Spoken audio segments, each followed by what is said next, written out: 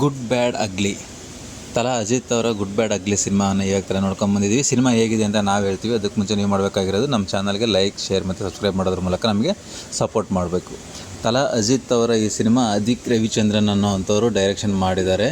ಹೇಗಿದೆಯಪ್ಪ cinema ಅಂತಂದರೆ, ಒಬ್ಬ fan ಅವರ ಹೀರೋನ ಯಾವ ರೀತಿ ನೋಡಬೇಕು ಅಂತಂದು ಇಷ್ಟಪಟ್ಟು ಅಂದ್ಕೊಂಡು ಅವರಿಗೆ ಆ ರೀತಿಯಾದ ಒಂದು ಸಿನಿಮಾ ಮಾಡಿದ್ರೆ ಯಾವ ರೀತಿ ಇರುತ್ತೋ ಆ ರೀತಿ ಇದೆ ಅಂತ ನನಗೆ ಅನ್ನಿಸ್ತು. ಅಂದರೆ ಟೋಟಲಿ ಫ್ಯಾನ್ಸ್ಗೋಸ್ಕರ ಅಂತಲೇ ಮಾಡಿರೋವಂಥ ಸಿನಿಮಾ.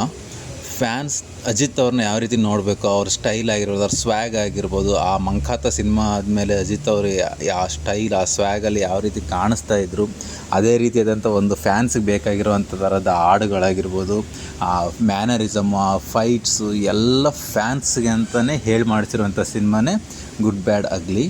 ನೀವು ಅಜಿತ್ ಫ್ಯಾನ್ ಆಗಿದ್ದರೆ, ಅಜಿತ್ನ ಭಾಳ ವರ್ಷಗಳಾಯಿತು ಒಂದು ವಿಂಟೇಜ್ ಅಂದರೆ ಒಂದು ಸ್ಟೈಲಿಶ್ ಅಜಿತ್ ನೋಡಿ ಅಂತ ಅನಿಸಿದರೆ ನಿಜವಾಗ್ಲೂ ಈ ಸಿನಿಮಾ ನೀವು ಟ್ರೈ ಮಾಡ್ಬೋದು. ತುಂಬ ಚೆನ್ನಾಗಿದೆ ಸಿನಿಮಾ. ಓವರಾಲಾಗಿ ಹೇಳ್ಬೇಕಂದ್ರೆ ಸ್ಟೋರಿ ತುಂಬ ತಿನ್ ಸ್ಟೋರಿ ಅಂತ, ದೊಡ್ಡ ಸ್ಟೋರಿ ಏನಲ್ಲ. ಆದರೆ ಅದನ್ನ ಎಕ್ಸಿಕ್ಯೂಷನ್ ತುಂಬ ಚೆನ್ನಾಗಿ ಮಾಡಿದ್ದಾರೆ. ಅಂದರೆ ಫ್ಯಾನ್ಸ್ಗೆ, ಸ್ಪೆಷಲಿ ಫ್ಯಾನ್ಸ್ಗೆ ಟ್ರೀಟ್ ಅಂತಲೇ ಹೇಳಬೇಕು. ಇನ್ನು ಜನರಲ್ ಆಡಿಯನ್ಸ್ಗೆ ಒಂದು ಆ್ಯಾವ್ರೇಜ್ ಸಿನಿಮಾ ಅಂತ ಅನ್ನಿಸ್ಬೋದು. ಬಟ್ ಫ್ಯಾನ್ಸಿಗೆ ಮಾತ್ರ ಒಂದು ಬ್ಲಾಕ್ ಬಸ್ಟರ್ ಸಿನಿಮಾನೇ ಕೊಟ್ಟಿದ್ದಾರೆ ಅದಿಕ್ ರವಿಚಂದ್ರನ್ ಅವರು. ಇನ್ನು ಮ್ಯೂಸಿಕ್ಕು ತುಂಬ ಚೆನ್ನಾಗಿದೆ, ಸಾಂಗ್ಸು ತುಂಬ ಚೆನ್ನಾಗಿ ಬಂದಿದ್ದಾವೆ. ಆಮೇಲೆ ತ್ರಿಷಾ ಅವರಿಗೆ ಅಂಥ ಒಳ್ಳೆ ಸ್ಕೋಪ್ ಇಲ್ಲ ಅಂದ್ರೂ ಅವ್ರ ಆ್ಯಕ್ಟಿಂಗ್ ತುಂಬ ಚೆನ್ನಾಗಿದೆ. ಅವ್ರು ತುಂಬ ಹೆಂಗಾಗಿ ಕೂಡ ಕಾಣಿಸ್ತಾರೆ ಈ ಸಿನಿಮಾದಲ್ಲಿ. ಮತ್ತು ಮಿಕ್ದವ್ರು ಕೂಡ ತುಂಬ ಚೆನ್ನಾಗಿ ಮಾಡಿದ್ದಾರೆ. ಓವರಾಲಾಗಿ it is a packed movie ಅಂತಲೇ ಹೇಳಬೇಕು. ಫೈಟ್ಸು, ಸಾಂಗ್ಸು, ಡ್ಯಾನ್ಸು ಎಲ್ಲ ಇರೋವಂಥ ಒಂದು ಫ್ಯಾನ್ಸಿಗೋಸ್ಕರ ಫ್ಯಾನ್ಸ್ ಟ್ರೀಟು ಅಂತಲೇ ಹೇಳಬೇಕು. ಸೊ ಅಜಿತ್ ಇಸ್ ಬ್ಯಾಕ್ ಅಂತಲೇ ಹೇಳ್ಬೋದು.